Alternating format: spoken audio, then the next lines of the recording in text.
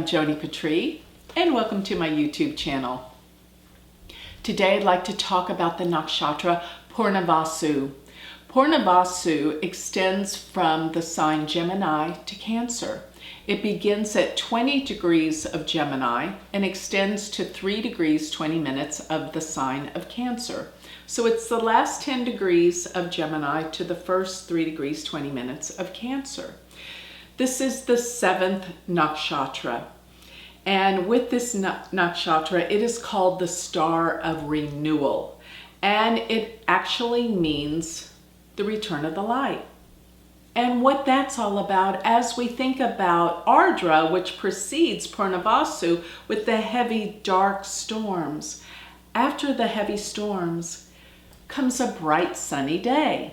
And that's what Punarvasu is all about. Its symbol is a quiver. The quiver that contains the arrows to the bow and arrows. So what it represents is that the arrow shoots shoots outward, but always is returned back into the quiver. So this nakshatra is symbolic of those that love to go out, travel, see the world, but they always have to return back to their home base. So this nakshatra loves travel. And the deity that's relative to this nakshatra is Aditi. Aditi is the mother of the gods, and she represents boundlessness and no limits, vast limits, a goddess of abundance. I mean, this nakshatra is beautiful. And actually, I've been known to say that this nakshatra really is very pure. It's pure, it's light. And I always say that this nakshatra casts no shadows. It doesn't really have a shadow side. It's just purity and light and goodness. Its stars that are contained in this nakshatra are Castor and Pollux, which are the twins in Greek mythology. Castor is the mortal twin, and Pollux is the immortal twin. Castor being the one that is known for his skill with horsemanship, and it really is the star of intelligence, honors, deals with fame many times, but it can also deal with sudden loss. So there's always these extremes with these stars. But Pollux is the immortal twin, and Pollux is the one who was famed for his skill of boxing, but Pollux wasn't known for his intelligence as Castor was. So, but he was the immortal one. But going to the mythology, Goddess Aditi is the mother of the 12 sons called the Aditas, and they really represent the 12 months of the year, as well as the 12 sovereign principles. So they're so pious and good. This is what this nakshatra can be reminiscent with when you look at the mythology.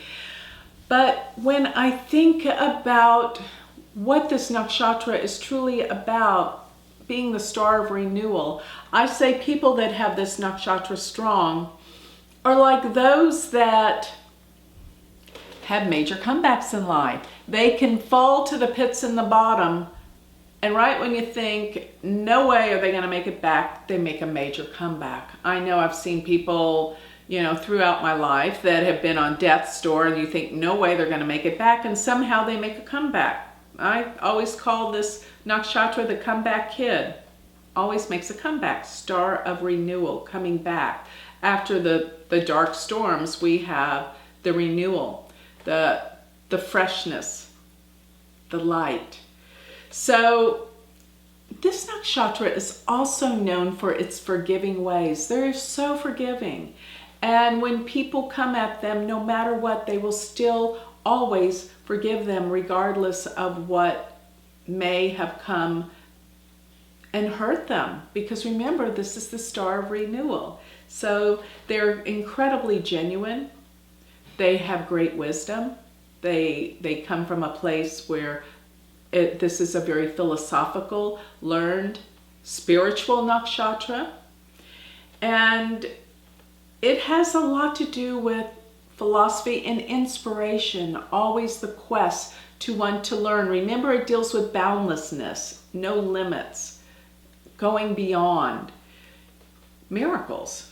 So this is definitely the nakshatra that deals with miraculous things because it has no limits. And of course, it is the nakshatra that deals with travel, but they must always come back to their home. This is so important to them. This is an extremely prosperous nakshatra. It gives wealth. What it's about is people that give and things come back tenfold to them.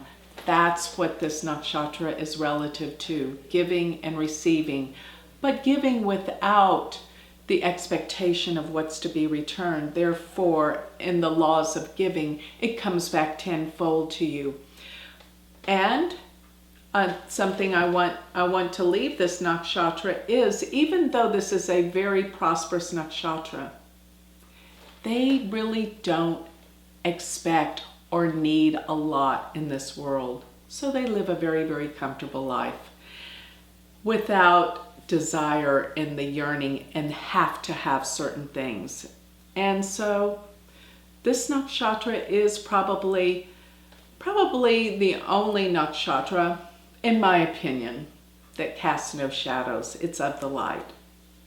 So with that, I'd like to close. If you would like to learn more about Vedic astrology, you can go to my university, which is University of Vedic Astrology.com. Thank you.